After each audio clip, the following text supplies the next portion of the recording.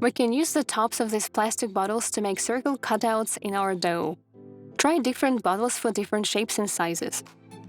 It's better to cut cabbage in half like this, dividing the top and the bottom instead of down the middle. The top can be used for making salads and lettuce wraps, and the bottom can be used soups and stews. We can gather these nettles in the spring when the leaves are young and tender.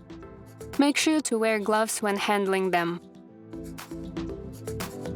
Fill a large bowl with cold water and 2 tablespoons of salt and 2 tablespoons of baking soda. Soak for 30 to 35 minutes to help clean the nettles.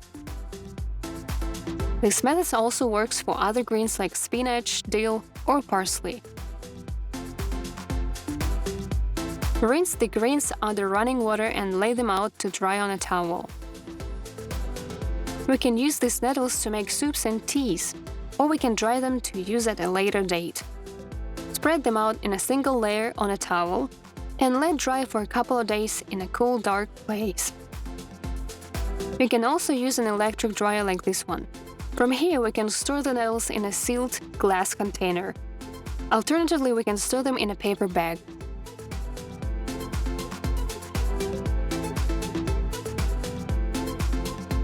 Add sliced potatoes and grated carrots into boiling water. Cook for about 5 minutes. A quick way to save time making meatballs is to freeze ground beef in a plastic bag in a thin layer like this. The thin layer thaws much quicker, and from here we can cut it into cubes.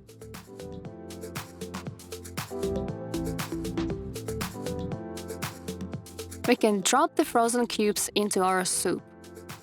Then we'll add salt, ground black pepper, and 1 crushed clove of garlic. Let cook for about 15 minutes. Then we'll add spinach, sorrel, and our dried nettles from earlier.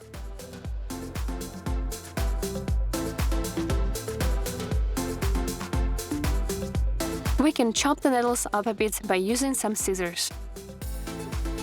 After 5 more minutes of cooking, the soup will be ready.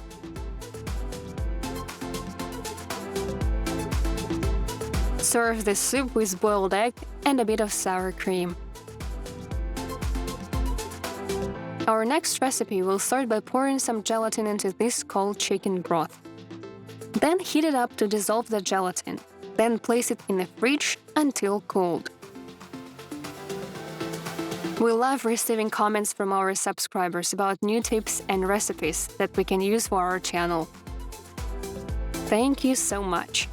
Add the broth to a bowl and chop into small pieces with a fork.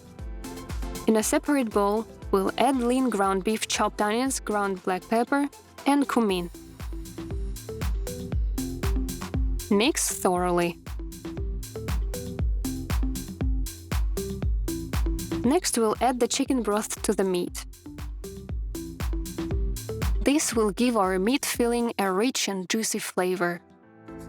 We'll add our meat filling onto squares of dough and fold them like this. When they are finished cooking, they'll turn out nice and flavorful.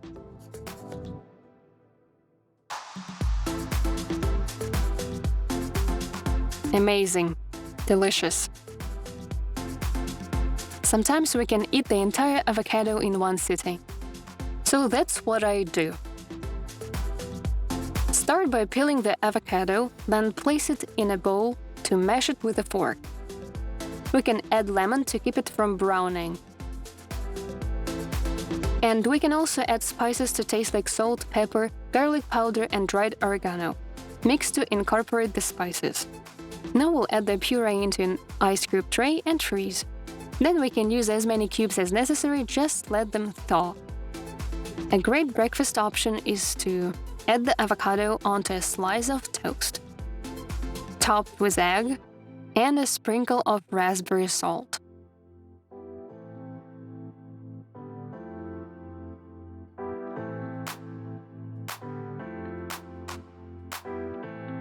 Here is a quick way to cook beans. Cover with cold water and bring to a boil. Cook for 5 minutes, then drain all of the water. Cover again with cold water, bring to a boil, and cook for 5 minutes. Then drain all of the water. And then we'll cover with cold water again, but this time we'll boil the beans for 30 to 35 minutes. Every 5 to 6 minutes, add 3 to 4 tablespoons of cold water to the pan. Be sure to add salt towards the end of cooking. This is how our beans turned out. To store beans for later, simply add them to a large plastic Ziploc bag.